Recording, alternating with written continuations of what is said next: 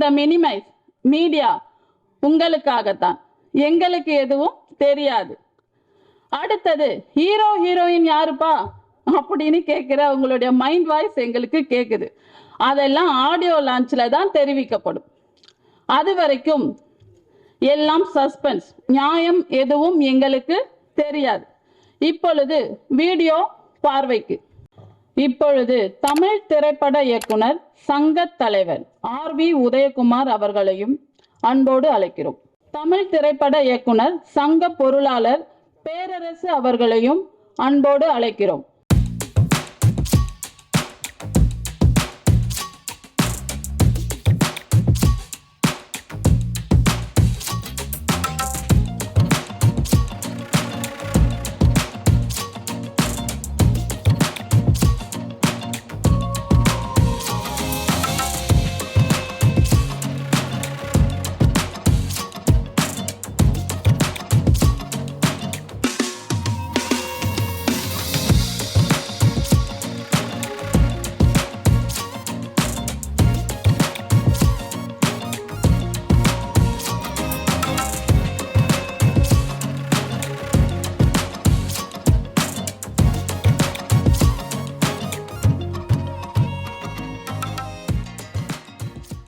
தமிழ் திரைப்பட இயக்குனர் சங்க பொருளாளர் பேரரசு அவர்களையும் அன்புடன் மேடைக்கு அழைக்கிறோம்.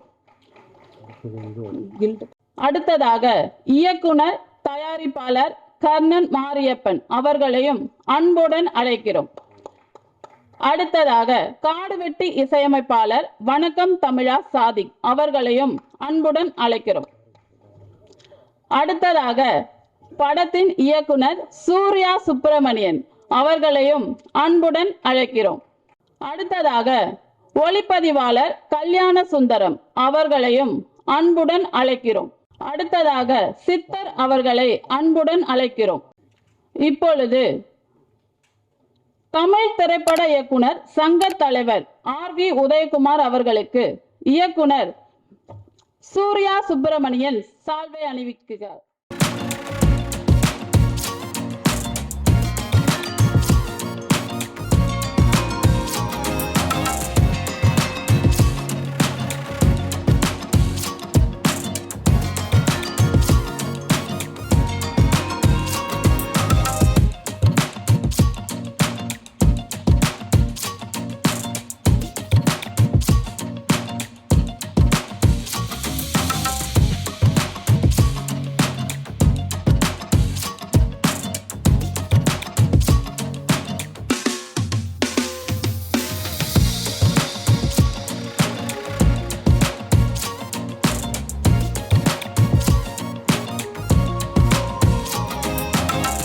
இயக்குனர் சங்க தலைவர் RV உதயகுமார் அவர்கள், இசையமைப்பாளர் இளவரசு மலேசியா அவர்களுக்கு சால்வை அணிவிப்பார்.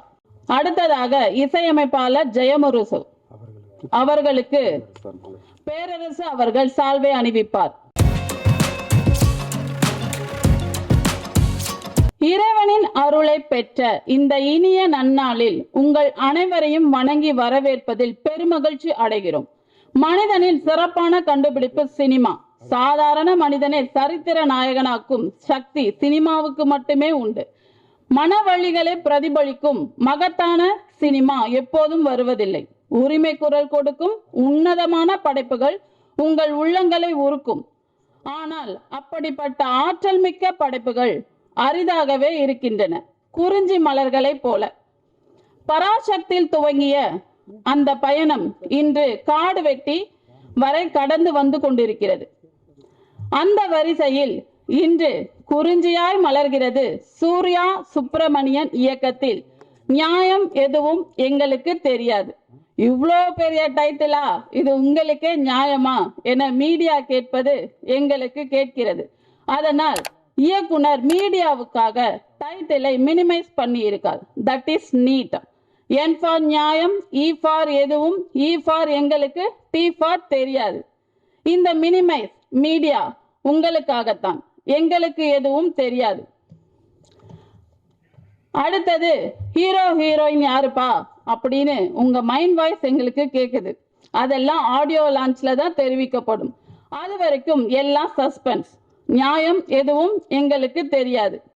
இப்பொழுது தமிழ் திரைப்பட இயக்குனர் சங்க தலைவர் RV உதயகுமார் அவர்களை பேச அன்புடன் அழைக்கிறோம்.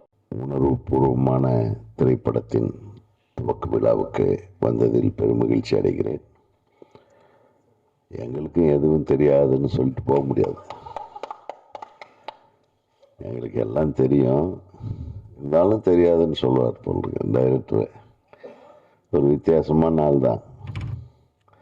ஏதோ போட்டு கொஸ்டின் மார்க்கை போட்டு இது என்ன நடக்குதுன்னு தெரியாதுன்ற மாதிரியே ஒரு கதை.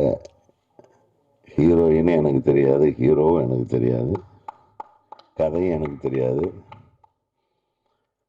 தெரிஞ்சால் கண்டுபிடிச்சி சொல்லுங்கன்ற மாதிரி ஒரு ஒரு புதிய விதமான கண்ணோட்டத்திலே ஒரு திரைப்படத்தை, ஒரு உரிமையை மீட்டெடுக்கும் திரைப்படமா, உரிமையை மீட்டெடுக்கிற சண்டையை பற்றிய திரைப்படமா, அல்லது இப்போ என்ன நீட் என்ற ஒரு தேர்வின் மூலமாக இந்தியாவில் சந்தித்து கொண்டிருக்கிற நல்லது கெட்டது என்ன என்பதை பற்றி விவாதிக்கும் படமாகத்தான் இருக்க வேண்டும் என்பது எனது கணிப்பு. நீட்டு சில பேருக்கு நல்லது என்கிறார்கள், சில பேர் வேண்டாம் என்கிறார்கள். இது ஒரு மிகப்பெரிய சப்ஜெக்ட் தான். உச்ச நீதிமன்றமே நீட் விஷயத்தில் தலையிடக்கூடாது, அது சிஸ்டம் ஆஃப் எஜுகேஷன் அப்படின்லாம் சொல்லிடுச்சு. அது வேறு விஷயம். தம்பி என்ன சொல்ல போகிறாருன்னு எனக்கும் தெரியாது. அந்த நியாயத்தை எந்த இதுவும் எனக்கு தெரியாது. ஆனால் இந்த தம்பி ஏதோ சொல்ல போகிறாருன்றது மட்டும் தெரியுது. அவர் என்ன சொல்ல போகிறார்ன்றதை சிறப்பாக சொல்ல எனது மனமார்ந்த வாழ்த்துக்களை நான் தெரிவித்துக் கொள்கிறேன். அதே மாதிரி ஒளிப்பதிவாளராகட்டும், நமது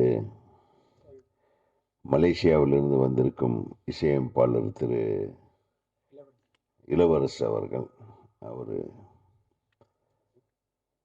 அவரை மலேசியாவிலிருந்து இங்கு வந்து இசையமைக்க அழைத்து வந்தது ஒரு நல்ல விஷயம். மலேசியா தமிழர்கள் இசையை நிறைய விரும்புவாங்க. நம்ம தமிழ் திரைப்பட இசையை மிக அதிகமாக கூடிய மக்கள் மலேசிய வாழ் தமிழர்கள் தான்.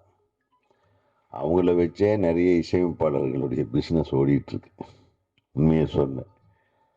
ஆக ஒரு படம் இங்கே சுமாராக ஹிட் ஆகிற பாட்டு கூட அங்கே ரொம்ப ரசித்து கேட்டு அதை பெரிய ஹிட் ஆக்கிடுவாங்க. ஆக அந்த மாதிரி மலேசியாவிலிருந்து ஒரு இசையமைப்பாளரை அழைத்து அவரை இங்கே தனது படத்துக்கு இசையமைக்க வைக்கிறார் என்றால் அது உண்மையிலுமே சூர்யா சுப்பிரமணியத்துக்கு எனது மனமார்ந்த வாழ்த்துக்களை தெரிவித்துக் கொள்கிறேன். இசையமைப்பாளருக்கும் எனது வாழ்த்துக்களை தெரிவித்துக் கொள்கிறேன். பெரியவர் ஐயா பூஜையை ரொம்ப சிம்பிளாக கச்சிதமாக அப்படியே ஒரே சுற்றி முடிச்சிட்டாரு. அவருக்கு எனது வணக்கத்தை தெரிவித்துக் கொள்கிறேன். நமது இயக்குனர் சங்க செயலாளராக போட்டியின்றி தேர்ந்தெடுக்கப்பட்ட எனது அன்பு சகோதரர் திரு பேரரசு அவர்களுக்கும், காடு வெட்டி என்ற திரைப்படத்தின் இசையமைப்பாளர் அவர் அவருடைய பாட்டை அவருடைய பட இசை வெளியீட்டு விழாவில் நான் அவரை பார்த்தேன். ரொம்ப சிறப்பாக செஞ்சுருக்காங்க, வாழ்த்துக்கள். மற்றும் நமது இளைய இயக்குனர்கள், அந்த படத்தின் ஒளிப்பதிவாளர் அனைவருக்கும் எனது வாழ்த்துக்கள். இந்த திரைப்படத்தில் யார் நடிக்கிறாங்கன்னு நான் சொல்ல மாட்டேன்ட்டார். சரி, சொல்லாத அந்த நடிகர்களுக்கும் எனது வாழ்த்துக்கள். இல்லையா, ஆடியோ ரிலீஸ் வரையில் வெயிட் பண்ணுன்ட்டார். சரி, ரொம்ப நல்லது. ஆடியோ ரிலீஸுக்கு வரையில் நாங்கள் வெயிட் பண்ணுறோம். நீங்கள் ஒரு நல்ல பாடல்களை எல்லாம் கொடுத்து இந்த திரைப்படத்தை மிகச்சிறந்த முறையிலே இயக்கி, இது அரசாங்கத்துக்கு எதிரான கருத்துக்களை முன்வைத்து விடாமல் மத்திய அரசு என்ன சொல்கிறது, மாநில அரசில் அல்லது நீட்டை எதிர்க்கிறவர்கள் என்ன சொல்கிறார்கள் என்ற கருத்தை நீ பதிவு செய்தால் மட்டுமே போதுமானது. ஏன்னா கருத்தை யார் வேணாலும் பதிவு செய்யலாம். முடிவு எடுத்து ஒரு போராட்டத்தை முன்னெடுக்கும் அந்த நிலைமையிலிருந்து இந்த நீட் எக்ஸாம் என்பது மாறிவிட்டது என்பதை உணர்ந்து கொள்ள வேண்டும். அதை போட்டு திருப்பி திருப்பி அரைச்சிட்டு இருக்கக்கூடாது. அதனால் எதை செய்தாலும் நன்றாக சிந்தித்து இது தேவையா, இது தேவையில்லையா, எது இதுக்கு தேவை, எது மக்களுக்கு தேவை என்பது. இல்லை நமக்கு தெரியல அப்படின்னா கடைசியில் தெரியலன்னே சொல்லிடு. படத்துக்கு முடியலையும் தெரியாமையே போகட்டும் என்று கூறி, ஒரு விஷயம் மட்டும் தெரியுது, நீ எதையோ சொல்ல விரும்புகிற ஒரு சிறந்த இயக்குனராக வருவேன்றது மட்டும் தெரியுது என்று சொல்லி சிக்கனமாக படம் எடுத்து இந்த திரைப்படத்தை வெளியிட்டு அதில் வெற்றி காண வேண்டும் என்று எங்கள் எல்லார் சார்பிலும், திரையுலகத்தின் சார்பிலும் உனக்கு வாழ்த்துக்களை தெரிவித்துக் கொண்டு விடைபெறுகிறேன். நன்றி, வணக்கம். எனது அன்பு தம்பி PRO கார்த்திகை பற்றி சொல்லணும். ஏன்னா அவர் தான் இந்த மாதிரி இளம் தயாரிப்பாளர்கள், புதிய தயாரிப்பாளர்கள், புதிய இயக்குனர்கள் படத்துக்கெல்லாம் துணை நின்று செயலாற்றி கொண்டிருக்கிறார். அவருக்கு நம்ம எல்லோரும் கரவோசையோடு ஒரு வாழ்த்துக்களை தெரிவித்து நன்றி. தமிழ் திரைப்பட இயக்குனர் சங்க பொருளாளர் பேரரசு அவர்களை பேச அன்புடன் அழைக்கிறோம். நியாயம் எதுவும் எங்களுக்கு தெரியாது பட டீமுக்கு, படத்தின் இயக்குனர், தயாரிப்பாளர் சூர்யா சுப்ரமணியம் அவர்களுக்கும் என்னுடைய வாழ்த்துக்கள்.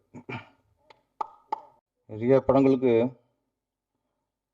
அதுவும் புது இயக்குனர், சிறிய படங்கள் அப்படிங்கும்போது சொல்லும்போது நாங்கள் ஆடியோ ரிலீஸ்க்கும் சரி, இந்த பூஜைக்கும் சரி, சிறிய படங்களாக ஃபஸ்ட்டு நாங்கள் சம்மதிச்சிடும் வர்றதுக்கு. நானும் சரி, இயக்குனர் உதயகுமார் சார் அவரும் சரி.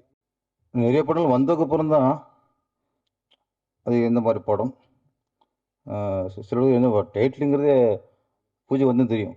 என்ன நைட்டு கூப்பிடுவாங்க, சார் நாளைக்கு சின்ன படம் வந்துருக்கு சார்ன்ட்டு. வந்ததுக்கப்புறம் நம்மளுக்கு யார் டைரக்டரு, என்ன படம்னே தெரியும். இதுவும் வந்து தான் சில விஷயங்களுக்கு தெரிஞ்சது. ஆனால் ஒன்று பொய் சொல்கிறாங்க. ஒன்று, இவங்க நியாயம் எதுவும் எனக்கு தெரியாதுன்னு டைட்டில் வச்சுட்டு அப்புறம் அதுக்கான கேப்ஷன் மாதிரி சுருக்க நீட்னு வைக்கல. நீட்டு தான் டைட்டில். நம்ம ஏமாத்துறாக்காக அதுக்கு விளக்க வர திருக்குறளுக்கு விளக்க வர மாதிரி நியாயம் எதுவும் தேடி பிடிச்சிட்டாங்க. என்னுக்கு என்ன நியாயம், ஓகே. எதுவும் என்ன, ஈக்கு என்ன போடலாம், எது பாருங்க, ஓ எதுவும் ஈ, ஓகே. இன்னொரு ஈக்கு என்ன பண்ணுறது, ஓகே. எங்களுக்கு ஓகே. தெரியாதுக்கு ஒரு 10 வார்த்தை தேடிப்பாங்க, ஓகே ஓகே. டீக்கு தெரியாது, நீட்டுன்னு வச்சு விட்டு நம்மளை ஏமாத்துறதுக்கு ஒரு டைட்டில். அது உங்களுக்கு தெரியாது, எங்களுக்கு தெரியாது. என்ன நீட்டு அப்படிங்கிற ரொம்ப நாளாக ஒரு பிரச்சனை. ஒரு விஷயம் அப்படின்னா, நமக்கு நியாயமானது சமூகத்துக்கும் நியாயமாக இருக்கா. சிலது நமக்கு நியாயம் தெரியும், அது சமூகத்துக்கு நியாயம் இல்லாமல் தெரியும். சிலது நமக்கு அநியாயமாக இருக்கும், சமூகத்துக்கு நியாயமாக இருக்கும். ஏன்னா தனி மனிதரோட தாட்டு, ஏன்னா தனி மனிதரோட நம்முடைய பாதிப்பு, நம்முடைய சூழ்ந்த நம்ம வாழ்ந்த சூழ்நிலை, இதை வச்சு நம்ம ஒரு இதை நியாயப்படுத்திக்குவோம். பொது சமூகத்தில் அது ஒரு நியாயம் தெரியும். இந்த நீட்டும் அது ஒரு குழப்பமான ஒன்று தான். உதயகுமார் சார் ஒன்று சொன்னார். அவர் ஒரு சாதனையாளர், லெஜண்ட். அதனால் அவர் அனுபவரீதியாக ஒரு அறிவுரை மாதிரி சிரிப்பு சொல்லிக்கிறார். அதனால் இவர் மேலே உள்ள அக்கறை. நம்ம ஒரு வேகத்தில் ஆரம்பிச்சிடுவோம், நாளைக்கு பிரச்சனைக்குள்ளே ஆகிடக்கூடாது. ஏன்னா நீங்களே தயாரிப்பாளர், நீங்களே டைரக்டர், சில நல்ல விஷயம் நினச்சி பண்ணுறது கூட நாளைக்கு சிலது பிரச்சனை அது நிற்கும். சென்சார்னு ஒன்று இருக்குது. ஆமாம், அதில் அது கடந்து வர மாதிரி பட முடியும். அவ்வளோ மேட்டும் நீங்கள் சென்சாரில் போய் நம்ம ஒரு வேகத்தில் போய் மாட்டிக்குவோம். சிலது இளம் ரத்தம் பார்த்தா தெரியல, துள்ளு ரத்தம் என்ன, அந்த அந்த ஐர மீன் மாதிரி ஐர மீன் உள்டா போய் மாட்டிக்கும். அது பத்த கட்டைம்பாங்க. அது வந்து போகும்போது தண்ணி ஓட்டத்துக்கு போகாது, அது எதிராக போய் விழுகிறனால தான் அந்த பத்தக்கட்டை வச்சு அதை அதை மைண்ட் வச்சு அந்த பத்தக்கட்டைக்கிற மேட்டை வச்சு பிடிப்பாங்க. அது மாதிரி இந்த இள ரத்தம் உதயகுமார் சொன்னதான். நீங்கள் கருத்து எது வேணால் சொல்லலாம், மக்களுக்கு உங்களுக்கு சரியான கருத்துன்னு படுறத மக்களுக்கு கொண்டு சேர்க்கறதுக்கு பண்ணலாம்.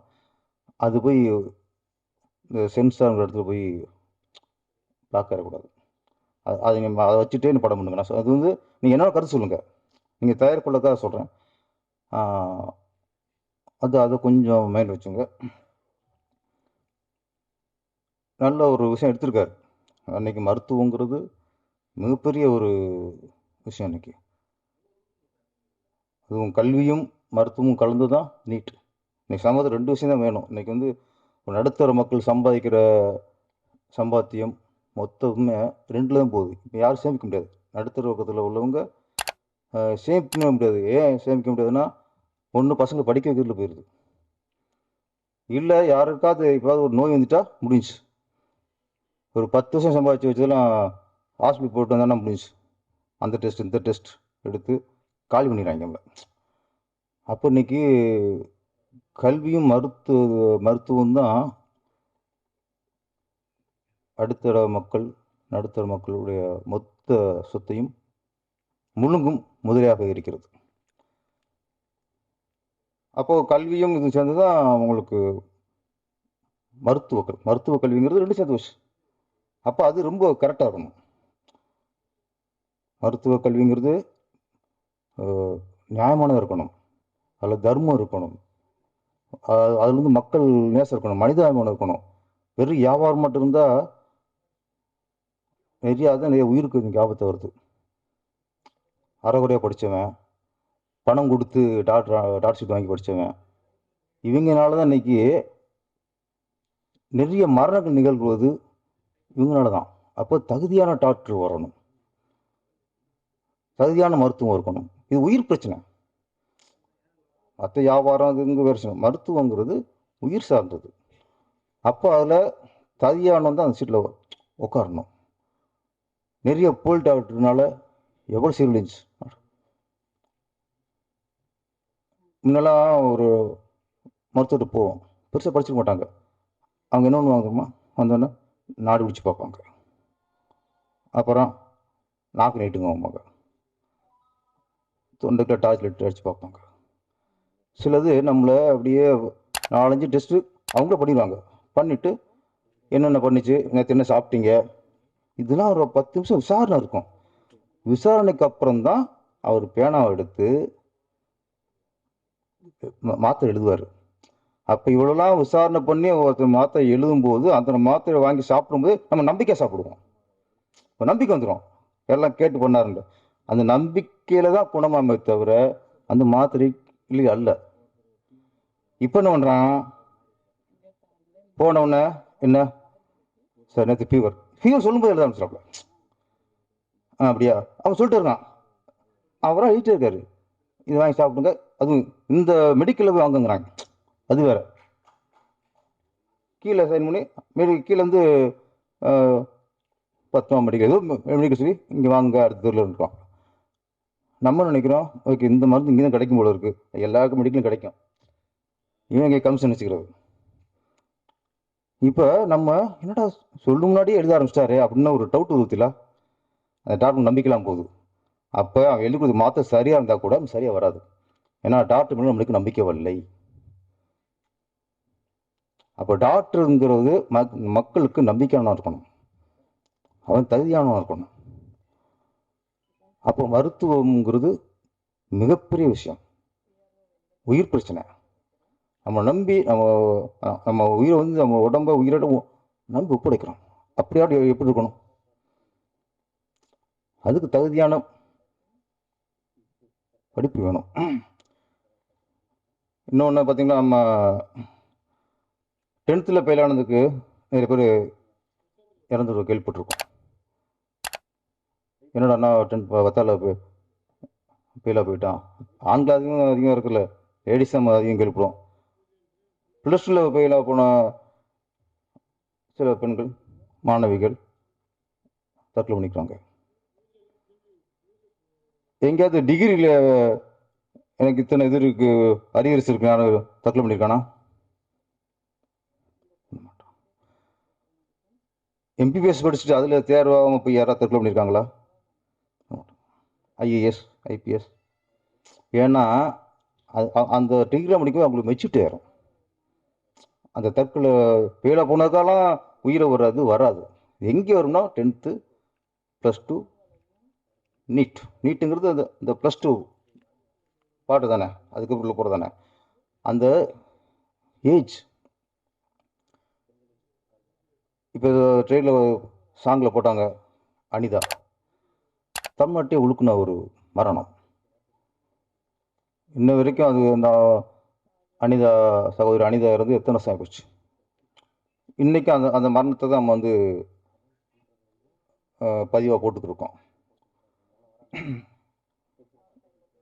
எது நான் ஏன் சொல்கிறேன்னா, மரணம் வந்து தீர்வாயிடுறது, ஒரு மரணம் தீர்வாயிடுறது. அப்போ நீட்டு வந்து அது இவ்வளோ இருக்குது அப்படின்னா அந்த மாணவி வந்து தற்கொலை பண்ணாமல் அதை எதிர்த்து போராடிக்கணும். அதுதான் வெற்றி அந்த பொண்ணுக்கு. இறப்புங்கிறது நம்ம வந்து இப்போவே நியாயம் இல்லை. இங்கே பேசிக்கிறபோது பின்னாடி அப்போ இறப்பு தீர்வாயிடாது. இன்னைக்கு அந்த பொண்ணு இறப்பை வந்து நம்ம ஒரு அனுதாபத்துக்குள்ளேயே தான் பண்ணியிருக்கோமே தவிர, அது ஒரு மூலதனம் வச்சு தான் நம்ம பேசியிருக்கோமே தவிர, அந்த குடும்பத்துக்கு அந்த இழப்பு ஈடாகுமா? நான் சொல்கிறேன், நான் இதுக்காகத்தான் இருக்கிறேன். இது ஒரு பதிவு. அந்த பொண்ணு பண்ணிட்டு இருந்திருந்தா அது ஒரு வீரியமாக இருந்திருக்கும் சொல்கிறேன். அதனால் வெறும் இந்த தோல்வியை தாங்காமல் இறந்து போகிறதுலாம் மிகப்பெரிய வேதனை. அந்த குடும்பத்துக்கு இது என்ன ஈடு செய்ய முடியாது. அது மாணவ மாணவிகள் இந்த தேர்வில் தோல்வடைஞ்சதுக்கெல்லாம் மனம் உடையக்கூடாது. அதுக்கு போயெல்லாம் நம்ம தற்கொலை பண்ணிக்கூடாது. மிகப்பெரிய ஒரு கோழைத்தனம். அது இதுக்கு மேலே நடக்கக்கூடாது. இன்னொன்று, கவர்மெண்ட் இந்த மாதிரி ஒரு இறப்புக்கு வந்து கவர்மெண்ட் வந்து அதுக்கு ஒரு நிதி கொடுக்கறது, அதுக்கு இது பண்ணி ஊக்குவிக்கிற மாதிரிலாம் அது பண்ணும்போது என்னென்னா தப்புலாம் தெரியுது. அரசு வந்து அதுக்கு தவறுனு கண்டிக்கணும். முதல்வரோ மற்ற மந்திரிகளோ அதுக்கு ஒரு அறிக்கை விடணும், ஸ்பீச் கொடுங்க. அதுக்கு ஒரு ஸ்பீச் கொடுங்க. நம்ம எதுக்கோ கொடுக்குறோம். மாணவர்களுக்கெல்லாம் ஒரு விழிப்புணர்வு. தேர்வில் தோல்விங்கிறது வாழ்க்கையில் தோத்ததா இல்லை. வாழ்க்கை வெற்றி எத்தனையோ பேர் படிப்பு தோத்தவங்க தான், படிக்காதவங்க தான். எத்தனை உதாரணம். காமராஜர் உதாரணம், இந்த நாட்டை ஆண்டிருக்காரு. இதெல்லாம் பொறுப்பில் உள்ளவங்க, பதவியில் உள்ளவங்க இதை தாங்க பேசணும். நான் அதை ஒழிச்சிருவேன், இதை ஒழிச்சிருவேன், அவனத்துக்கு உள்ளே வச்சிருவேன், இவனத்துக்கு உள்ளே வச்சிருவேன், இது அவங்களுக்கு தேவை. அப்போ அனிதா மாதிரி இந்த மனமுடைந்தவர்களுக்கு தெம்பு கொடுக்க வேண்டியது, அவங்களுக்கு தைரியம் கொடுக்க வேண்டியது கவர்மெண்ட் பொறுப்பு. நீங்கள் எங்கே இருந்தாலும் போய்ட்டு இப்போ 10 லட்சம் அறிவிச்சிருக்க, அது அறிவிக்கலாம் கொடுங்க நீங்கள் ஃபஸ்ட். அப்போ 10 லட்சம் ஈடாகுமா அந்த குடும்பத்துக்கு? எங்களுக்கு தேவை, நம்ம நாட்டு மாணவர்களுக்கு தேவை தைரியம். இந்த தைரியத்தை இந்த அரசாங்கமும் மந்திரிகளும் கொடுங்க முதல்ல. இந்த பணம்லாம் அதுக்கப்புறம் விஷயம். அது வந்து அதுக்கு ஒன்றதுக்கு யூஸ் ஆகுது. ஃபஸ்ட்டு 10 லட்சம் என்ன சார் 10 லட்சம்? அந்த பொண்ணுக்கு மதிப்பு என்ன ஆகும்? சூர்யா சுப்பிரமணியம் அவர் ஏதோ ஒரு பாதிப்பு, அவருக்கு ஒரு நியாயம் இருக்கும். எங்களுக்கு நியாயம் எதுவும் தெரியாதுன்னு டைட்டில் வச்சா கூட அவருக்கு ஒரு நியாயம் இருக்கும். அதனால் இந்த படத்தில் ஒரு நியாயமான கருத்தை, எங்களுக்கு நியாயம் எதுவும் தெரியாதுன்ட்டு அப்படி போயிடக்கூடாது. தெரியும் உங்களுக்கு, ஆனால் படத்தில் அவங்க கருத்தில் ஒரு நியாயம் இருக்கணும். அந்த நியாயம் கண்டிப்பாக ஜெயிக்கணும். நீங்கள் புது ஒரு சமூகத்துக்கான விஷயங்களை நீங்கள் சொல்லணும். இந்த படம் மிகப்பெரிய வெற்றி அடைய வேண்டும். இந்த ஒரு வெற்றி மூலமாக ஒரு புது இயக்குனர், புது மியூசிக் டைரக்டர், கேமராமேன், நிறைய டெக்னீஷியன்கள்லாம் இருக்காங்க. ஒரு படம் வெற்றி அடைஞ்சாலே நிறைய டெக்னீஷியனுக்கு ஒரு வாழ்வு கிடைக்கும், ஒரு தொழிலில் பெரிய வெற்றி கிடைக்கும். இந்த படம் வெற்றி அடைய என்னுடைய மனமார்ந்த வாழ்த்துக்கள். நன்றி, வணக்கம்.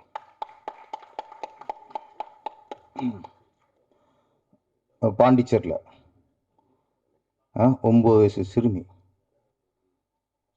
நம்ம என்ன இது மனசில் மிகப்பெரிய அதிர்ச்சியாக இருக்கும், பெரிய காயமாக இருக்கும். இதில் அந்த செய்தியை கேட்டோம்னா மனசு உறைஞ்சி போகுது. என்ன அது கொஞ்ச நாளில் இது கடந்து போகும்போது அடுத்து இன்னொன்று நிகழும். அதை நினச்சிட்டு இருப்பாங்க, இப்படி பண்ணிட்டாங்களேன்ட்டு. சட்டம் சரியாக இருக்குங்க. நீங்கள் மற்ற கொள்ளை அடிக்கிறான், அதை அடிக்கிறான், போதைப் பொருள் வைக்கிறான், இது அடுத்து இதுக்கு என்ன தண்டனை, கடும் தண்டனை வேணுங்கிற அடுத்த விஷயம். ஆனால் பலாத்காரம், ஒரு பொண்ணை ஒருத்தன் பலாத்காரம் பண்ணான்னா அவனுக்கு சிறை தண்டனை இருக்கக்கூடாதுங்க, மரண தண்டனை தான் இருக்கணும். நீங்கள் உடனே அவனுக்கு அந்த நேரத்தில் மரண தண்டனை கொடுத்து அது எல்லா டிவிலையும் அது டெலிகாஸ்ட் பண்ணாதான் இந்த மாதிரி என்ன உள்ளவங்களுக்கு அது அழியும். நம்ம சொல்லிட்டே இருக்கோம். நான் சொன்ன இது ஒன்றும் பிட்பாக்கெட் கேஸா, அது இல்லை கடைபுதி திருடின கேஸா? தண்டனை கொடுக்குறதுக்கு எவன் திருந்துறான்? வருஷம் எத்தனை நடந்துட்டு தான் இருக்குது.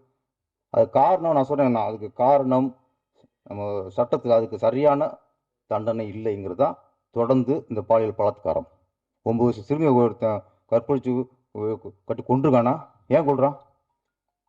இப்போ சொல்கிறேன், அவனை பிடிப்பாங்க, விசாரிப்பாங்க. இவனுக்கு 6 மாதம் 1 வருஷம் சிறை தண்டனைமாங்க, அவன் உள்ளே போவான். அதோடு நம்ம மறந்துடுவோம். 1 வருஷம் உள்ளே போவேன், எத்தனை மாதம் வெளியே வராமலுக்கு தெரியாது. அவன் வெளியூர் தெரியுமா அவனுக்கு? அவன் உள்ளே எப்படி இருக்காமனு தெரியுமா அவனுக்கு? இதை விட வசதியாக உள்ளே இருப்பான் சார். வெளியே இருக்கிறத விட இந்த மாதிரி கற்பழிக்குள்ள உள்ளே வருவான், இதோட வசதியாக இருக்கா சார் உள்ள? அப்புறம் திருப்பி வருவான், இன்னொரு பொண்ணை கற்பழிப்போம், உள்ள ஜாலியாக இருக்கணும் போவான். என்ன தண்டனை? இதுக்கு மட்டும் இந்த சிறை தண்டனை அதெல்லாம் இருக்கக்கூடாது, மரண தண்டனை தான். வெட்டுங்கிறேன், வெட்டி சுட்டுக் கொள்ளுங்க நடு ரோட்டில் வச்சு. அப்போ இந்த மீடியாக்கில் இப்போ ஒரு எல்லா மீடியாவுக்கும் போவோம், எல்லா மீடியாவுக்கு முன்னாடி அவனை ஒரு சுட்டுக் கொடுங்க சார், 2 விட நம்ம தண்டனை கொடுங்க. ஒரு பயலுக்கு இந்த மாதிரி எண்ணம் வராது. ஒரு பொண்ணை பார்த்து கை வைக்கும்போது அந்த வீடியோ ஞாபகத்துக்கு வரும், நடுவில் சுட்டு கொண்டாங்கன்ட்டு.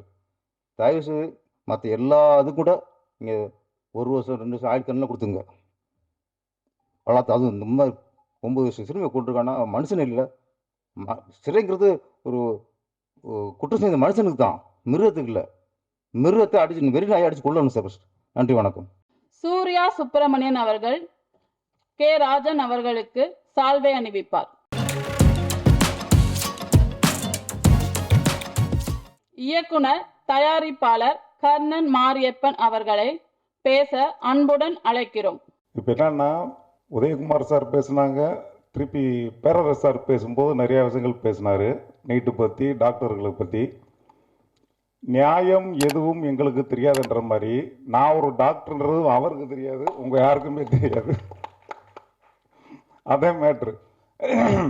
பரவாயில்ல, சில இடங்களில் உண்மையை தான் சொன்னார். அதனால் சில இடங்களில் வெளிச்சம் போட்டு காட்டணும். அப்போ தான் போலி டாக்டர்கள், தரமில்லாத டாக்டர்கள்லாம் இருக்கிறது வெட்ட வெளிச்சத்துக்கு வரும். அது மாதிரி எங்களை மாதிரி புது ஆட்கள் பேசுகிறத விட ஒரு பப்ளிக் ஃபிகர், பேரரசு சார் மாதிரி, உதயகுமார் சார் மாதிரி, ராஜன் சார் மாதிரி இவங்க பேசும்போது உண்மை நிலவர வழியில் தெரிய வரும். கடைசியாக ஒரு கருத்து சொல்லி முடித்தார்.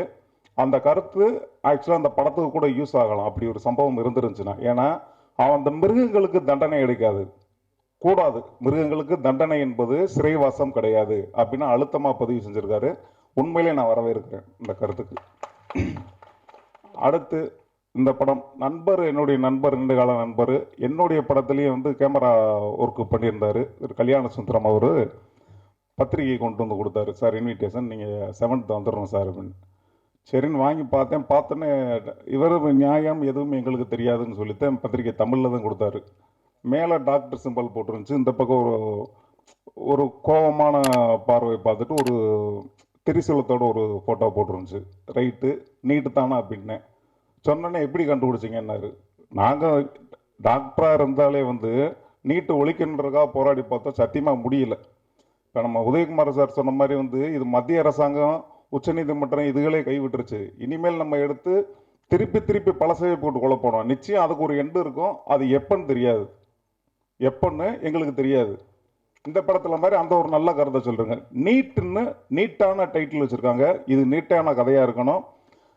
அதே மாதிரி இந்த கதையை வந்து இப்படி ஒரு கதையை இன்னைக்கு சினிமா சூழலில் வந்து இப்படி ஒரு கதையை எடுக்கணும் அப்படின்னு முழு முயற்சி செஞ்ச தயாரிப்பாளர் இயக்குனர் சூர்யா சுப்பிரமணியம் அவர்களுக்கும், மலேசியாவிலிருந்து வந்திருக்கக்கூடிய வந்து இசையமைக்கக்கூடிய நம்ம இளவரசு சார் அவர்களுக்கும், அதுக்கப்புறம் வந்து மேடைகள் வீட்டிற்கும் தலைவர்களுக்கும், இதை வாழ்த்தணும்னாலே சின்ன படங்களை வாழ்த்தணும்னாலே முதல்ல இவங்க 3 பேருமே இருப்பாங்க. உதயகுமார் சார், பேரரசு சார், ராஜன் சார்.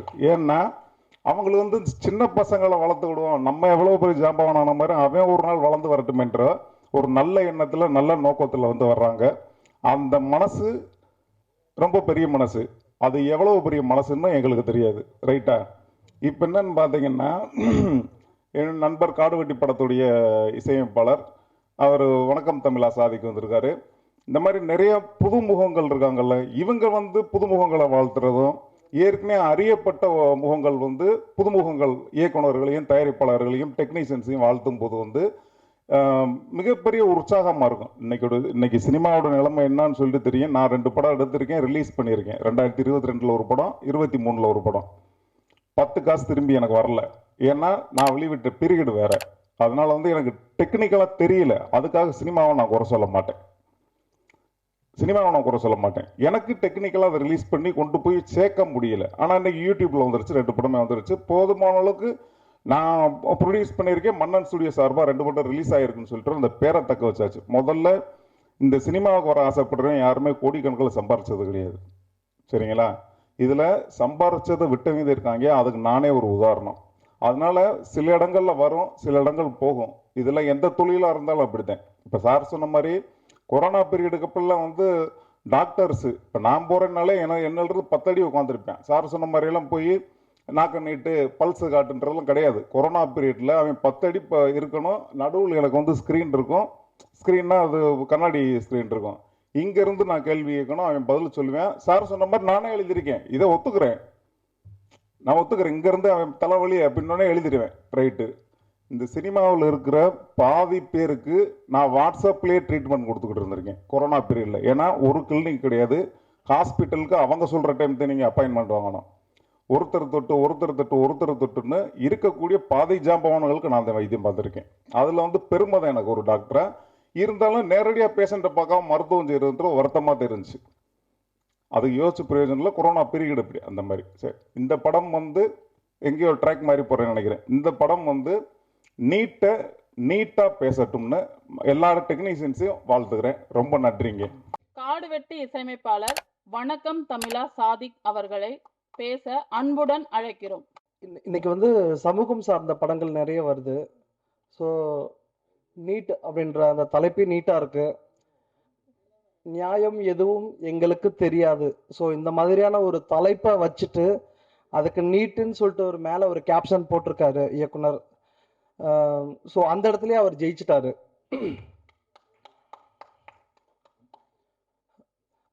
அனிதான்ற அந்த ஒரு தங்கை வந்து இறந்திருக்க கூடாது, சார் சொன்ன மாதிரி. ஸோ அதே மாதிரி நிறைய அனிதா தங்கைகள் இருக்காங்க. இப்போ எக்ஸாம்ஸ்லாம் வரப்போகுது. நல்லா படிங்க, வேற எதுலேயுமே கவனத்தை செதற விடாதீங்க. சமூக வலைதளத்துக்குள்ள நிறைய சின்ன சின்ன குழந்தைகள்லாம் ஃபுல்லாக வந்து சமூக வலைதளத்தில் தான் ஃபுல்லாக மூழ்கி இருக்காங்க. ஸோ அதெல்லாம் வேண்டாம். நம்ம படிச்சுட்டு நம்ம அப்பா அம்மா பார்த்து வைப்பாங்க. ஸோ எல்லாமே இருக்கு. நீங்கள் தவறான பாதையில் போக வேண்டாம். நிறைய பேச நினச்சேன், பேச்சு வரல. சரி, இன்னைக்கு வந்து இன்ஸ்டாகிராம், ட்விட்டரு, ஃபேஸ்புக்கு எதில் பார்த்தாலும் குழந்தைங்க வந்து ஃபுல்லாக அதில் தான் இருக்காங்க. ஸோ படிக்கணும், இது பண்ணணும் அப்படின்றது எந்த தாட்ஸுமே கிடையாது. ஸோ இப்போ எக்ஸாம்ஸ்லாம் வருது, நல்லா படிங்க, நல்லா மார்க் எடுங்க. நீட் எக்ஸாம் அந்த மாதிரிலாம் இருக்குது. ஸோ அதை பற்றிலாம் எதுவுமே கவலைப்படாதீங்க. நீங்கள் நல்லா படித்து நல்ல ஒரு இடத்துக்கு வந்தீங்கன்னா கண்டிப்பாக உங்களுக்கு கிடைக்க வேண்டிய எல்லாமே கிடைக்கும். அப்புறம் நான் காடுவெட்டின்ற ஒரு படத்துக்கு இப்போ மியூசிக் பண்ணியிருக்கேன். அது 15ஆம் தேதி ரிலீஸ் ஆகுது. ஸோ எல்லாரும் எங்களுக்கு சப்போர்ட் பண்ணுங்கள்.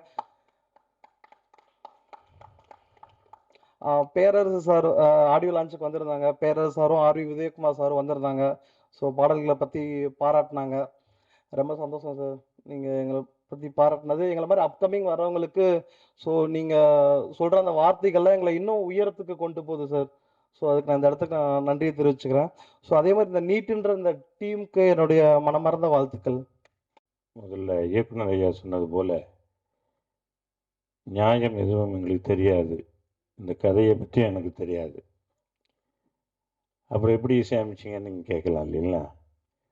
ஒவ்வொரு பாட்டோடைய சூழலை மட்டும் அவர் எனக்கு சொல்லி சொல்லி அந்த பாட்டை என்கிட்ட வாங்கினார். சூர்யா அவர்களை கிட்டத்தட்ட ஒரு 5 ஆண்டுக்கு முன்னாடிலேருந்தே எனக்கு அறிமுகம். அவர் அடிக்கடி பார்க்கும்போது எப்படியாவது ஒரு படம் பண்ணணுன்ற அந்த வேட்கையில் இருப்பார். ஒவ்வொரு தடவை நான் மலேசியா வரும்போதெல்லாம் அவரை சந்திக்கிறது உண்டு. அப்போ நான் சொன்னேன், நீங்கள் படம் பண்ணாக்கா எனக்கு இசையமைக்கிறதுக்கு ஒரு வாய்ப்பு கொடுங்க அப்படின்னு சொல்லி. கண்டிப்பாக சார் நீங்கள் பண்ணுறீங்க அப்படின்னு ஒரு வார்த்தை ஒரு 5-6 ஆண்டுக்கு முன்னாடி எனக்கு உறுதி கொடுத்தாரு.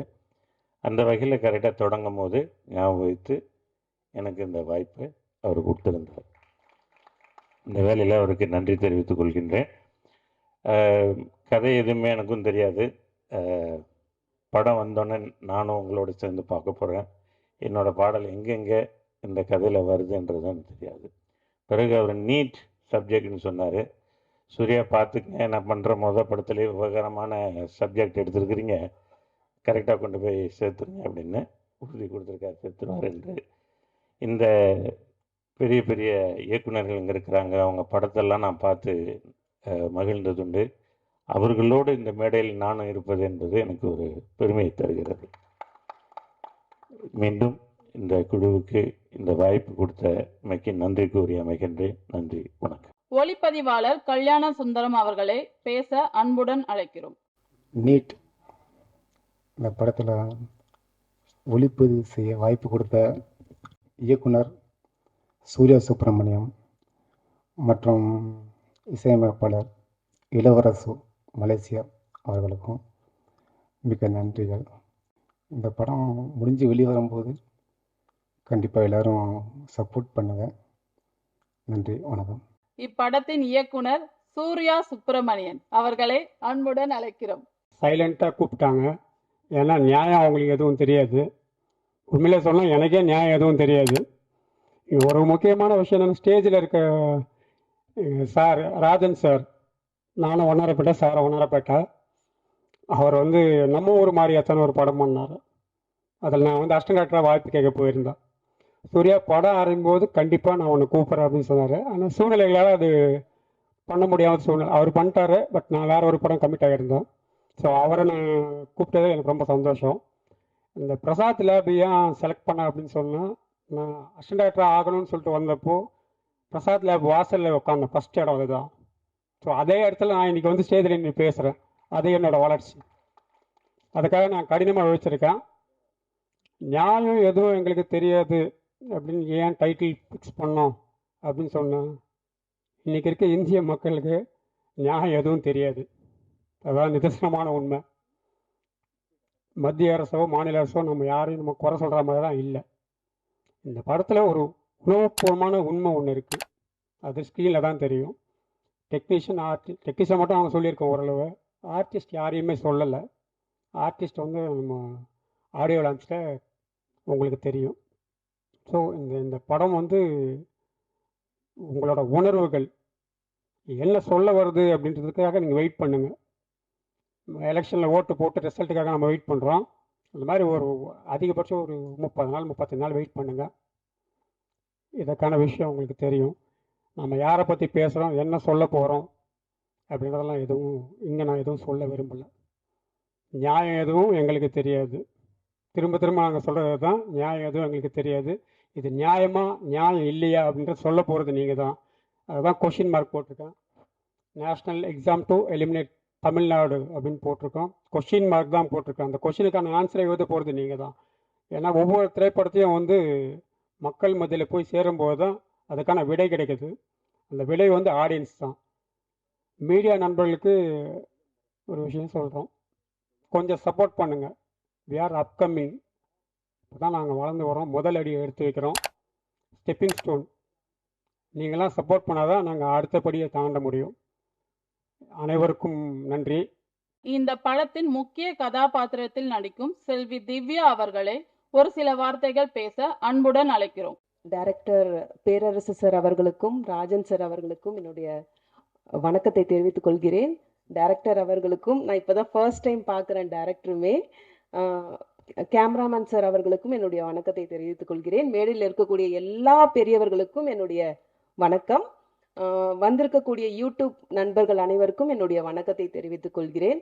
எனக்கும் படத்தை பற்றி பெருசாக தெரியாது. இங்கே வந்து பார்த்ததுக்கு அப்புறம் தான் நீட்டுக்கு எதிராக இந்த படம் இருக்கோங்கிறது நான் தெரிஞ்சுக்கிட்டேன். நீட்னு சொன்னதும் மியூசிக் டைரக்டர் சொன்ன மாதிரி, சாதிக் சார் சொன்ன மாதிரி, அனிதா தான் நம்ம மைண்ட்குள்ளே உடனே வர ஒரு நேமாக இருக்கு, இன்னமும் இருந்துட்டு இருக்கு. இதுக்கு மேலே நம்ம வந்து நீட்டை எதிர்த்து கட்டாயம் இந்த படம் பேசுங்கிறத நான் நம்புகிறேன். படம் வந்ததுக்கு அப்புறம் எல்லாரும் நம்புவீங்கன்றத நான் நினைக்கிறேன். நன்றி. இசையமைப்பாளர் ஜெயமுரசு அவர்களை பேச அன்புடன் அழைக்கிறோம். மலேசியால இருந்து வந்திருக்காரு, ஒரு புதிய இசையமைப்பாளர் தான் இசையமைக்கிறாரு. எனது நண்பர்கள் சூர்யா, கல்யாண் இருவரும் இந்த வீதிகளில் வந்து செருப்பு தேயத்தையே அலைஞ்சிருக்கிறாங்க இந்த படத்தை தயாரிக்கிறதுக்கு, ஆரம்பிக்கிறதுக்கும். கண்டிப்பாக பத்திரிகை நண்பர்களும் சமூக ஊடகவியலாளர்களும் சப்போர்ட் பண்ணணும். நீட் நமக்கு பிடிக்காத வார்த்தை ஆயிடுச்சு தமிழகத்தில்.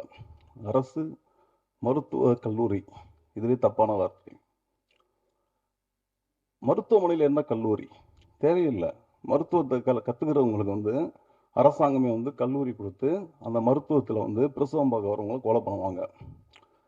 அதுக்கு வந்து ஒரு போராட்டத்தை வந்து ஆரம்பித்தோடனே சமாதானப்படுத்துறதுக்கு ஒரு 2 லட்சம் 5 லட்சம் 10 லட்சம் விலை பேசி தள்ளி விட்டுருவாங்க. இந்த அரசு மருத்துவக் கல்லூரி என்பது வந்து தவிர்க்கப்பட வேண்டிய ஒன்று. அரசு மருத்துவமனை எப்படின்னு தான் இருக்கணும். அரசு மருத்துவமனையில் என்ன கல்லூரி கற்றுக்கொள்பவர்களுக்கு தனியாக இருக்க வேண்டும், அவர்கள் தனியாக ஆரம்பிக்க வேண்டும். இந்த படம் வெற்றி பெறணும், எல்லாரும் சப்போர்ட் பண்ணுங்க. ஒரு மாணவிக்காக இல்லை, பல மாணவிகள் இறந்துருப்பாங்க, நம்ம கண்ணுக்கு தெரியல. ஒரு மாணவி இறந்தது வந்து பப்ளிக் தெரிஞ்ச வந்ததுனால நம்ம எல்லாரும் வந்து அதை பற்றி பேச ஆரம்பிச்சிருக்கிறோம். நிறைய பேர் இறந்துருக்கலாம், இந்தியா ஃபுல்லாக உலகம் எல்லாம் இறந்துருக்கலாம். இது சப்போர்ட் பண்ணுங்க. நன்றி, வணக்கம். தமிழ் திரைப்பட விநியோகஸ்தர் சங்க தலைவர் கே ராஜன் அவர்களை மேடையில் பேச அன்புடன் அழைக்கிறோம். மிக அற்புதமாக சமுதாய சிந்தனைகளோடு படத்தையும் வாழ்த்திய என் அருமை சகோதரர் பேரரசு அவர்களே, நம்முடைய மருத்துவர் மிகச் சிறப்பாக பேசினார். அவரும் பட தயாரிப்பாளர். மற்ற சகோதரர்களும் வாழ்த்து பேசினார்கள். இந்த படம் வெற்றி பெற வேண்டும். நியாயம் எதுவும் எங்களுக்கு தெரியாது, நியாயம் என்பதே அவனுக்கும் தெரியாது. எது நியாயம் எது அநியாயன்றதே எனக்கு தெரியல. அநியாயங்கள் எல்லாம் இன்றைக்கு நியாயங்களாக சித்தரிக்கப்படுகிறது. நீங்க அரசியல் எடுத்துக்கிட்டா 1000 அக்கிரம் பண்றானுங்க, கொஞ்சம் நெஞ்சம் அக்கிரம் இல்லை. லஞ்சம் வாங்கறதுல இருந்து, கற்பழிப்பு விவகாரத்திலிருந்து பல அக்கிரமங்கள் குற்றங்கள் செய்யறாங்க. ஒரு கணக்கு பார்த்தேன், யாரோ இந்த யூடியூப்ல பேசியிருந்தாங்க. டெல்லி பாராளுமன்றத்தில் இருக்கிற எம்பிக்கள்ல ஏறக்குறைய ஒரு 200 பேருக்கு மேல குற்றவியல்ல சம்பந்தப்பட்டிருக்காங்க. மோசடி, பாலியல், பல விஷயத்துல சம்பந்தப்பட்டிருக்காங்க. ஆக மக்களுக்கு சேவை செய்யறேன்னு வர்ற எவனும் இப்ப நியாயம் இல்லை. ஒரு காலத்துல பெருந்தலைவர் காமராஜ், கக்கஞ்சி, நேருபிரான், பல காலங்கள் பல பெரியவங்க இருந்து தியாகிகள் இருந்திருக்காங்க. ஒரு தடவை கக்கன் போலீஸ் மந்திரி, காமராஜ் சீஃப் மினிஸ்டர். அப்போது ஒரு ஃபங்க்ஷனுக்கு போகிறார் காமராஜ், ஒரு ஸ்கூல் திறந்து வைக்க. வழியில் தான் கக்கன் அமைச்சராக, கக்கன் பேரே பல பேருக்கு தெரியாது, அவர் அமைச்சர். அப்போ கக்கனையும் கூட்டிகிட்டு போயிடலாம் அப்படின்னு காமராஜுடைய கார், கக்கன் அது ஒரு குடிசை பகுதி மாதிரி இருக்கும், ஒரு ஏழ்மையான பகுதியில் தான் அவர் இருந்திருக்கார். போனால் வெளியிலேருந்தே கக்கனை கூப்பிட்டு வா ஃபங்க்ஷன் போகலான்னு. இல்லை, நான் ஒரு 1 hour கழித்து வர்றேன், நீங்கள் போயிடுங்க அப்படின்னு கக்கன் மந்திரி, போலீஸ் மந்திரி சொல்கிறார். அப்போ வேண்டாம், கார் தான் இருக்க, வாயம் போகலாம். நான் இல்லையா, இருந்த ஒரு கதர் சட்டையை துவைச்சி காய போட்டிருக்கையா, அந்த காஞ்சி முடிஞ்ச உடனே போட்டு வரையான்னு சொன்னார் மந்திரி. இப்ப சட்டை, பட்டு சட்டை, பட்டை வேட்டி, இதில் எத்தனை 100 இருக்குன்னு தெரியல. காலையில் ஒன்று, சாயந்தரம் ஒன்று போடுறாங்க, மாத்துறாங்க, சட்டையை அடிக்கடி மாத்துறாங்க, மனைவிமார்களே மாத்துறாங்க. ஊருக்கு ஒரு மனைவி வச்சிருக்காங்க. அநியாயங்கள் அதெல்லாம் இன்றைக்கு நியாயமாக்கப்படுகிறது. நீட் தேர்வு வைத்து இந்த படம் என்று தம்பி சூர்யா சுப்பிரமணி துணிச்சல்காரர். இல்லைன்னா இந்த காலத்தில் படம் ஆரம்பிப்பாரா? இவ்வளோ சிரமம், ஒரு படம் எடுத்து ரிலீஸ் பண்ணுறது அவ்வளோ சிரமம். ஆனால் தம்பி துணிச்சலோட, இறைவன் அருளோட, அப்பா அம்மாவுடைய அருளோட இந்த படத்தை ஆரம்பிச்சிருக்கார். அவர் சொன்னார், நான் நம்ம ஊர் மாரியம்மான்னு ஒரு படம் எடுத்தேன், அப்பா அசிஸ்டண்ட்டாக இருந்தேன்னு சொன்னார். மகிழ்ச்சி, எனக்கு தெரியல, அந்த தம்பியை எனக்கு ஞாபகம் இல்லை. 1990 நம்ம ஊர் மாரியம்மா, நல்லா போச்சு. அப்பா அந்த தம்பி இருந்திருக்காரு கூட. அதை நினைவில் வைத்து சொன்னமைக்காக என்னுடைய பிள்ளைகளில் ஒருவனாக அவனை வாழ்த்துகிறேன். நீ வெற்றி பெறணும். நீட் தேர்வு என்ன அக்கிரமம் தெரியுங்களா? எத்தனையோ குழந்தைகள் வாழ்க்கை இழந்துட்டாங்க, உயிரை பணையம் வச்சுட்டாங்க. அப்போ கூட இறக்கம் இல்லை, சுப்ரீம் கோர்ட்டில் இருக்குன்றாங்க. என்ன கேட்குறோம்? ஒவ்வொரு ஸ்டேட்டுக்குரிய அளவில் நாங்கள் பண்ணிக்கிறோம், ஒவ்வொரு ஸ்டேட்டும் பண்ணட்டுமே. இப்போ தமிழ்நாட்டில் இருக்க பிள்ளைகளை பூனாவில், ராஜஸ்தானில் சென்டர் கொடுக்குறாங்க. இங்கிட்டு குழந்தைங்க, பெண் குழந்தைங்க, பிள்ளைங்க, அதுக்கு அடுத்த ஏரியாவே தெரியாது. ஆனால் பூனா, ராஜஸ்தான், பீகார், அங்கே சென்டர் போட்டு நம்ம பிள்ளைகளை அலைய விடுறாங்க. எவ்வளவு கேவலம்! எதுக்காக? அப்புறம் இன்னொரு அக்கறம் நடக்குது. சில பிள்ளைகளுக்கு அங்கே ஸ்டேட் பிள்ளைங்களுக்கு பதில அவங்களே கொடுக்குறாங்க, பேப்பரை அவங்களே கொடுக்குறாங்க. கேள்விப்பட்டது, நடந்தது. அதனால் அந்த பிள்ளைகள்லாம் பெருசாக வரும். இப்போ பாருங்க, அரசாங்கம் ரயில்வேல எக்ஸாம் வைக்கிறாங்க வேலைக்கு, சென்ட்ரல் கவர்மெண்ட்ல நிறைய வேலைக்கு எக்ஸாம் வைக்கிறாங்க. ஆனால் தமிழன் 1000 பேருக்கு 2 பேர் கூட பாஸ் பண்ண மாட்டேங்கிறான். 900 பேர் நார்த் இந்தியன். எப்படி? ஏற்கனவே விவகாரங்களாம் அவங்களுக்கு தெரிஞ்சு போகுது.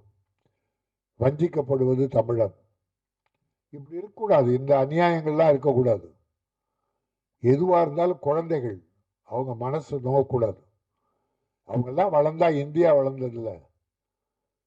வாய்கழியே பேசுகிறோம், என்னென்னமோ பேசுகிறோம். எதிர்கால குழந்தைகளுக்காக வாழணும். ஆனால் குழந்தைகளை க்ளோஸ் பண்ணிட்டு இருக்கீங்க. அதனால் இந்த படம் ஒரு அற்புதமான விஷயத்தை மக்களுக்கு எடுத்து சொல்ல வேண்டும். அது மக்கள் ஏற்று அதன் வழி நடக்க வேண்டும். நல்ல விஷயமாக இருக்க வேண்டும். மாணவர்களுக்கும் நல்ல அறிவுரையாக இருக்க வேண்டும். இப்போ சின்ன படங்கள்லாம் 100க்கு 90 படம் இல்லை, 95 படம் ஃபெயிலியர், ஜெயிக்கிறதில்ல. அப்படிதான் பார்க்குறோம். ஆனால் இந்த கடந்த 1 வருஷம் 2 வருஷத்தில் ஒரு 10 சின்ன படம் மிகப்பெரிய வெற்றி பெற்றிருக்க. அது எப்படி? பெரிய படம்லாம் சின்ன படமாயிடுச்சு சார். பெரிய ஹீரோஸ் படம்லாம் சின்ன படமா போயிடுச்சு. ஆனால் சின்ன படங்கள் பெரிய படமாயிடுச்சு. காரணம் கதை களம், இயக்குனர், இயக்குனர் தான் எல்லாமே, ஹீரோக்கள்லாம் அப்புறம்தான். ஆனால் இப்போ பல பெரிய இயக்குனர்கள் பெரிய கதாநாயகனுக்காக கதை எழுதுறாங்க, அதனால அது தோல்வி அடையுது. கதை எழுதிட்டு கதாநாயகனை போட்டீங்கன்னா பாஸ் ஆகும். நான் வருத்தத்தோடு ஒரு விஷயத்த சொல்றேன், நான் அதிகமாக ஹிந்தி படம் பார்த்ததில்லை, ஆனால் ஒரு நாள் பார்க்க வேண்டிய சந்தர்ப்பம் வந்தது. சக்தே இந்தியா, சக்தே இந்தியா, ச்சே என்ன படம் சார். ஒரு ஆக்கிய வச்சு பெண் பிள்ளைகள், ஒவ்வொரு ஸ்டேட் பிள்ளைங்க, ஒவ்வொரு ஸ்டேட் பிள்ளை எல்லாம் சேர்த்து ஷாருக் கான் அவர் தான் கோச். அவரா பரிதாபம் என்னன்னா, இந்தியா பாகிஸ்தான் மேட்ச் நடக்குது, அதை இந்தியா தோத்து போகுது. அதான் ஒரு பாகிஸ்தான்காரனுக்கு ஷாருக் கான் கை கொடுத்துட்டார். இந்தியா தோத்துருச்சு, பாகிஸ்தான் ஜெயிச்சிச்சு. ஒரு ஃப்ரெண்ட்ஷிப்ல ஒரு கை கொடுத்துட்டார் சார். ஸ்போர்ட்ஸ்ல இதான் நாகரிகம், தோத்தாலும் கை கொடுக்கணும், வாழ்த்தணும். ஆனால் அந்த ஊர் ஜனங்கள்லாம் சேர்ந்து ஷாருக் கான் குடும்பத்தையே காரி துப்பி பாகிஸ்தான்காரனுங்களா கை கொடுக்குறேன்னு வீட்டை அம்மாவோட காலி பண்ணிட்டு போயிடுறான். போயிட்டு அப்புறம் யாரையோ ட்ரை பண்ணி ஒரு கோச் ஆகி ஒரு ஊர் ஸ்டேட்ல இருக்க பிள்ளைங்க, தமிழ்நாடு, ஆந்திரா, மகாராஷ்டிரா, பெண் பிள்ளைகள் ஒரு கோச் ட்ரை பண்றார் சார், ட்ரைனிங் கொடுக்கிறார். அல்ல அந்த பிள்ளைகளுக்குள்ள ஒரு ஈகோ, அந்த கேர்ள்ஸுக்குள்ளே ஒரு ஈகோ போராட்டம், அதை சமாளிக்கிறார். சமாளிச்சு கடைசியில எல்லா பிள்ளைகளும் பிரமாதமா ட்ரெயின் பண்ணி வேர்ல்டு கப்பு ஜெயிக்க வைக்கிறார் சார். இதான் சார் கதை. என்ன சார், ஒரு லைன் மிஸ் ஆகி வேற ரூட்டுக்கு போல சார் கதை. ஒரு இன்ச்சு கூட வேற போல. சாங் கிடையாது, ஒரே ஒரு பேக்ரவுண்ட் சாங். குரூப் டான்ஸ் கிடையாது, லவ் கிடையாது, அவருக்கு ஒரு காதலி கிடையாது. கதை எடுத்து அப்படி கொண்டு போய் முடிச்சார் சார். ஆனா அதே படத்தை தமிழ்நாட்டில் ஒருத்தர் எடுத்தாரு, அதே கதை தான். ஆனா இது ஃபுட்பால் மேட்ச். ஹீரோவுக்கு ஒரு காதலி, அவ இன்னொருத்தனை கல்யாணம் பண்ணிக்க சர்ச்சுக்கு போனா அங்க இருந்த இவனை கண்ணடிக்கிறான். யாரு? ஹீரோவை பார்த்து கண்ணடிக்கிறா சார், கல்யாணம் பண்ணிக்க போற பொண்ணு. அப்புறம் கல்யாணம் நின்று போகுது. பிறகு அவருக்கு ஒரு ரவுடி அப்பா. கதையை கந்தர கோலம் பண்ணி அதை ஆக்கி, இது ஃபுட்பால். செலவு என்ன இது, அது செலவு என்ன, இது செலவு என்ன. இல்ல கதையை எப்படி ஹீரோவுக்காக மாத்துறாங்கன்றதுக்காக சொல்ல வர. ஆனா இப்போ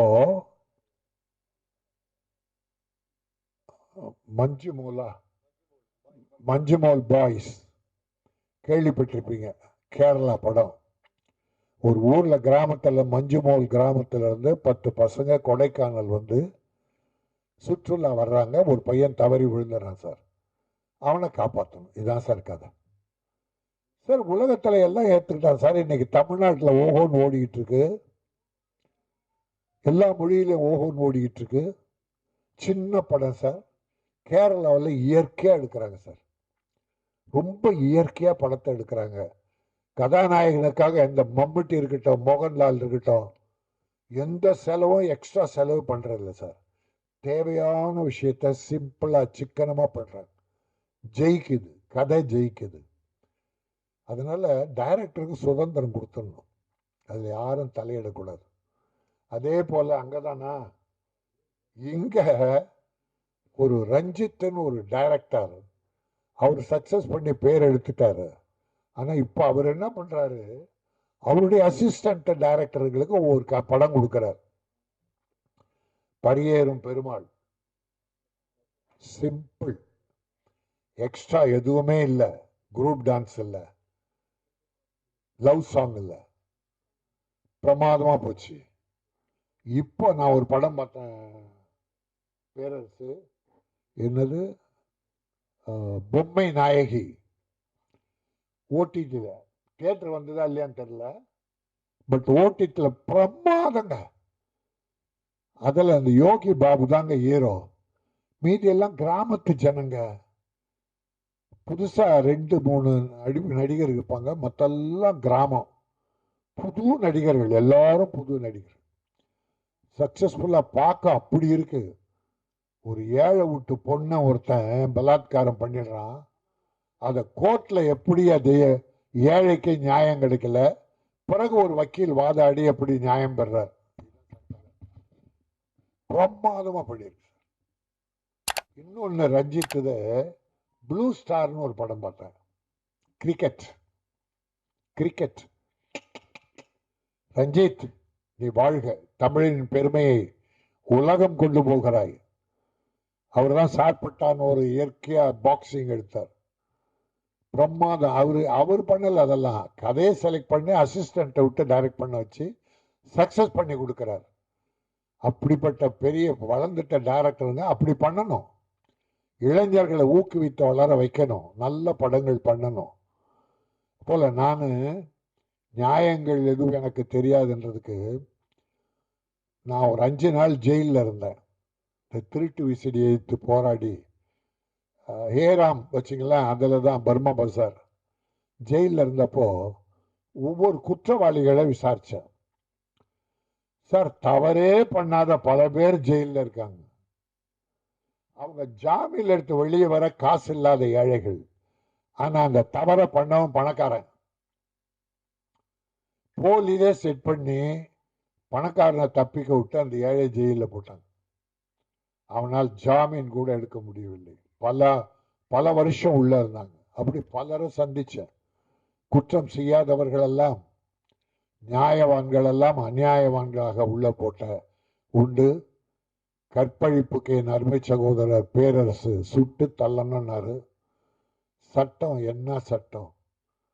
அங்கே ஒரு மல்யுத்த வீரர் கூட ஒரு மல்யுத்த வீராங்கனை எதுவும் தொட்டு தப்பு பண்ணிட்டாருன்னு இன்ன வரைக்கும் அது ஒன்றும் சக்ஸஸ் ஆகலை. அந்த பொண்ணும் பதக்கத்தெல்லாம் தூக்கி போட்டுருச்சு. எல்லா இடத்துலையும் இருக்கு, இல்லை எல்லா நாடு பூரா இருக்குதுன்னா அந்த அக்கிரமங்கள் பெருகி போயிட்டு அதை எடுத்து சொல்லுகிற நியாயம் எதுவும் எங்களுக்கு தெரியாது. தெரிஞ்சுக்கணும், நியாயமானவர்கள் அதை தெரிஞ்சுக்கணும், நியாயத்துக்காக போராடணும், அநியாயக்காரனை எதிர்க்கணும், சட்டம் ஒழுங்கை எதிர்த்து போராடணும் தப்பு பண்ணா. ஆகவே இந்த அற்புதமான நியாயம், இந்த தைரியம், எவ்வளோ தைரியம் இந்த டைரக்டருக்கு இப்படி ஒரு தலைப்பை வைக்கிறது. இதனால் கதையிலும் ஏதோ புதுமைகள் புரட்சிகள் இருக்கும் என்பதிலே நான் மகிழ்ச்சியோடு வரவேற்கிறேன். ஒரு தமிழ் பெண்ணை கதாநாயக போட்டிருக்கிறார். என்ன கிருஷ்ணமா? திவ்யா கிருஷ்ணன். தமிழ் மகள், அழகிய தமிழ் மகள். அப்படி தமிழில் இருக்கவங்கள போடுங்க, இல்லைன்னா வேற பார்க்கலாம். முதலில் தமிழ் நடிகர்கள், டெக்னீஷியன்ஸ் எல்லாரையும் தேர்ந்தெடுத்து போட்டு படம் வெற்றி பெற தம்பி சூர்யா சுப்பிரமணியம் அவர்களை மனதார வாழ்த்துகிறேன். இசையமைப்பாளர் மலேசியா அவர் மிக அற்புதமாக பண்ணியிருப்பார் என்ற நம்பிக்கை இருக்கிறது. கேமராமேனை வாழ்த்துகிறேன். நடிப்பவர்கள், டெக்னீஷியன்ஸ் எல்லோரும் வாழ்த்தி, சுப்பிரமணியம் நல்ல பாதையில் இதை கொண்டு சென்று நீ வெற்றி பெற வேண்டும். என்னுடைய வாழ்த்துக்கள். நன்றி, வணக்கம். பேர் சிவபிரசாத், கன்னியாகுமரி மாவட்டத்தில் வரேன். நீட், அதாவது நியாயம் எங்களுக்கு எதுவும் எங்களுக்கு தெரியாது. இந்த படத்தை நடிக்க எங்களுக்கு வாய்ப்பு தந்த இயக்குனர் சூர்யா சுப்பிரமணியம் சார் அவர்களுக்கும், அண்டு ஒளிப்பதிவாளர் கல்யாண சுந்தரம் சார் அவர்களுக்கும், அண்டு சாய் ஸ்டுடியோவுக்கும் எனது நன்றியை தெரிவித்துக் கொள்கிறேன். நன்றி, வணக்கம். இந்த படத்தில் முக்கிய கதாபாத்திரமாக நடிக்கும் பாஸ்கரன் அவர்களை அன்புடன் அழைக்கிறோம். நியாயம் எதுவும் எங்களுக்கு தெரியாது என்று இந்த திரைப்பட விழாவில் என்னை கலந்து கொண்டு எனக்கு பேச வாய்ப்பளித்தமைக்கும் முதற்கண் நன்றி கூறி, அடுத்து இத்திரைப்பட இயக்குனர் சூர்யா சுப்பிரமணியம் அவர்களுக்கும், ஒளிப்பதிவாளர் தம்பி கல்யாண சுந்தரம் அவர்களுக்கும் மற்றும் இசையமைப்பாளர் இளவரசு மலேசியா அவர்களுக்கும், மேலும் இந்த படத்தில் பணியாற்றும் தொழில்நுட்ப கலைஞர்கள் அனைவருக்கும் என்னுடைய வாழ்த்துக்களையும் வணக்கத்தையும் முதற்கண் தெரிவித்துக் கொண்டு, இந்த படத்தில் நான் ஒரு முக்கிய கதாபாத்திரத்தில் நடிக்கின்றேன். அதற்கு வாய்ப்பளித்த என்னுடைய அருமை நண்பர் திரைப்பட இயக்குனர் சூர்யா சுப்பிரமணியம் அவர்களுக்கும், ஒளிப்பதிவாளர் கல்யாண சுந்தரம் அவர்களுக்கும் மற்றும் தொழில்நுட்ப கலைஞர்கள் அனைவருக்கும் என்னுடைய நன்றார்ந்த நன்றியை தெரிவித்து வாய்ப்பு கொடுத்த நன்றி கூறி உங்கள் அத்தனை பேருக்கு நன்றி கூறி விடைபெறுகிறேன். நன்றி, வணக்கம். இந்த படத்தில் முக்கிய கதாபாத்திரத்தில் நடிக்கும் அன்புராணி அவர்களை அன்புடன் அழைக்கிறோம். நியாயம் எதுவும் எங்களுக்கு தெரியாது. இந்த திரைப்படம் சார் சொன்ன மாதிரி சில படங்கள் சின்ன படங்கள் வெற்றி அடைஞ்சிருக்கு அப்படின்னு சொன்ன மாதிரி இந்த படம் வந்து ஓஹோன்னு வெற்றி அடையணும்னு நான் மனசார வாழ்த்துறேன். நன்றி, வணக்கம். இந்த படத்தில் முக்கிய கதாபாத்திரத்தில் நடிக்கும் மெர்சி அவர்களை அன்புடன் அழைக்கிறோம். நியாயம் எங்களுக்கு தெரியாது. இது டைட்டில் கேட்குறப்பே அவங்களுக்கு நியாயம் நிறைய தெரியும் அப்படிங்கிறது தெரியுது. நீட் அப்படிங்கிறது எல்லாருக்குமே தெரிஞ்ச விஷயம். நிறைய பிரச்சனைகள் போயிட்டுருக்கு. அதை பற்றி எப்படி எடுக்க போகிறாங்கன்றது தெரியல. நான் சக்ஸஸாக வரணுங்கிறது என்னுடைய வாழ்த்துக்கள்.